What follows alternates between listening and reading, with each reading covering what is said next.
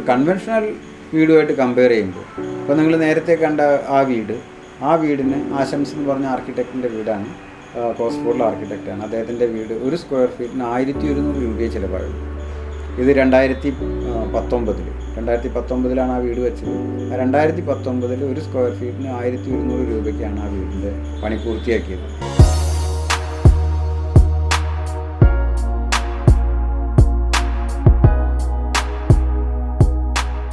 അത് പക്ഷേ അവരുടെ റിക്വയർമെൻറ്റിനനുസരിച്ചിട്ട് പോയിൻറ്റിങ് എല്ലാം ഒഴിവാക്കിക്കൊണ്ടുള്ള ഒരു കൺസ്ട്രക്ഷൻ രീതിയാണ് ആശംസ അവലംബിച്ചത്. കാരണം അത് താമസിക്കുന്ന ആളുകളുടെ ഇഷ്ടമാണ് അവരുടെ വീട് എങ്ങനെ ഇരിക്കണം എന്നുള്ളത്. അതുപോലെ കുറച്ചും കൂടെ ആൾക്കാർക്ക് ഫിനിഷ് വേണം എന്നൊരു തോന്നലുണ്ടാവുകയാണെങ്കിൽ, അത് അത്തരത്തിലുള്ളൊരു വീട് ബാമ്പുവും മഡും വെച്ച് ചെയ്യുകയാണെങ്കിൽ ഈ 2019 1400 രൂപ ചിലവാക്കിയാൽ മതിയാവും. ഫർണിച്ചർ ഉൾപ്പെടാതെ 1400 രൂപ ആയിരിക്കും അതിന് ചിലവ് വരിക.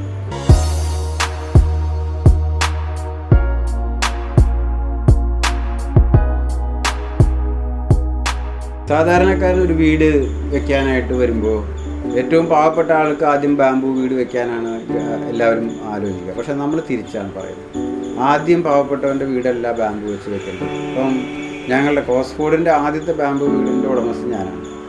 എൻ്റെ വീടാണ് ആദ്യമായിട്ട് ബാമ്പുവിനെ കൊണ്ട്, അത് വേറൊരാളുടെ തലയിൽ പരീക്ഷണം നടത്താനായിട്ടുള്ള ഒരു താല്പര്യം ഉണ്ടായിരുന്നില്ല. അപ്പോൾ സ്വന്തം വീട് അങ്ങനെ വെച്ചതിന് ശേഷമാണ് നമ്മൾ ബാക്കിയുള്ള പക്ഷേ ഒരു കാര്യമുള്ളത്, ആദ്യത്തെ വീട് വെക്കുകയാണെങ്കിൽ ഞങ്ങൾ അത്രയും ഷുവറായിരുന്നു ബാമ്പുവിനെ കുറിച്ച്. അപ്പോൾ ബാമ്പു വീട് ആദ്യം പാവപ്പെട്ടവൻ്റെ വീടായിട്ടല്ല വെക്കേണ്ടത്. അതിന് പകരം ആദ്യം സമൂഹത്തിൽ വെൽ ഓഫ് ആയിട്ടുള്ള ആൾക്കാരുടെ വീട് വെക്കുക.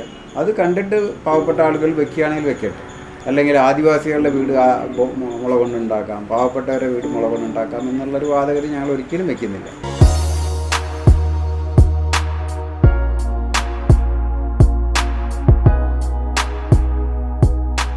ഈ പറയുന്ന കാരണങ്ങളാൽ, നേരത്തെ പറഞ്ഞ ബാമ്പുവിൻ്റെ പോസിറ്റീവായിട്ടുള്ള കാരണങ്ങളാൽ എല്ലാവരും ബാമ്പു വീടുകളിൽ കൂടുതൽ പൈസയുള്ള ആളുകൾ തന്നെ ആദ്യമായിട്ട് അതിന് മുന്നോട്ട് ഇറങ്ങണം എന്നുള്ളതാണ് ഞങ്ങൾ എപ്പോഴും മുന്നോട്ട് വയ്ക്കുന്നൊരു കാര്യം.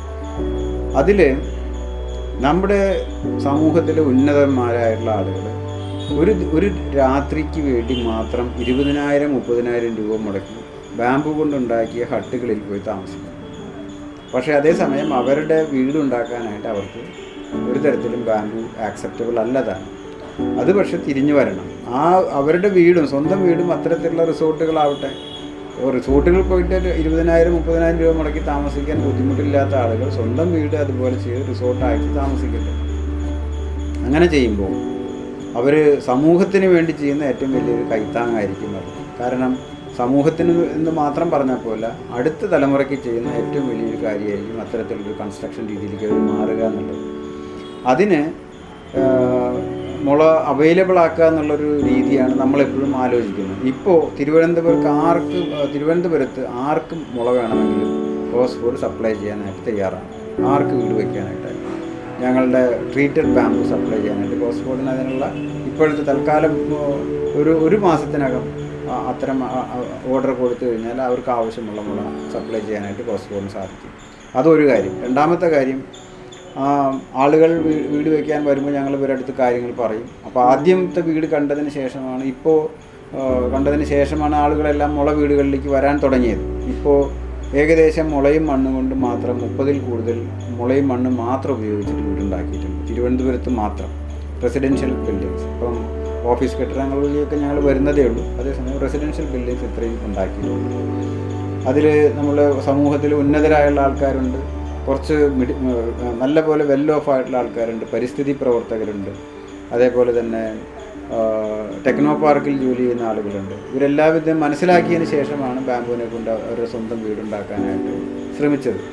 ഇതിന് സാധാരണ ലോറി ബേക്കർ രീതിയിലനുസരിച്ച് ഒരു ബാമ്പുവും മഡും വെച്ചിട്ടുള്ള ചെയ്യുന്ന വീടുകൾക്ക് ലോറി ബേക്കർ രീതി അനുസരിച്ച് ചെയ്യുന്ന വീടുകളിലേക്കാൾ വളരെ കുറച്ച് മാത്രമേ ചിലവ് കുറയുന്നുള്ളൂ.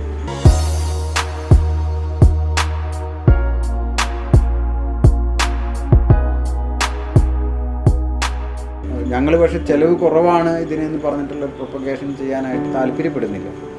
അത് എൻവയോൺമെൻറ്റിന് ഇത്രമാത്രം ഗുണം ചെയ്യും എന്നുള്ള ഒരു പ്രൊപ്പഗേഷനും മനസ്സിലാക്കലുമാണ് നമ്മളുടെ പുതിയ തലമുറ നടത്തേണ്ടത്. ആ ഒരു ഇതിൽ കൂടെ മാത്രമേ ഇത്തരം വീടുകളെ അവരും അപ്രോച്ച് ചെയ്യാൻ പാടുള്ളൂ. കാശ് കുറവാണെന്ന് പറഞ്ഞിട്ട് അപ്രോച്ച് ചെയ്ത് കഴിഞ്ഞാൽ ഒരു പൂർണ്ണതയിലേക്ക് അത് എത്താൻ സാധിക്കും.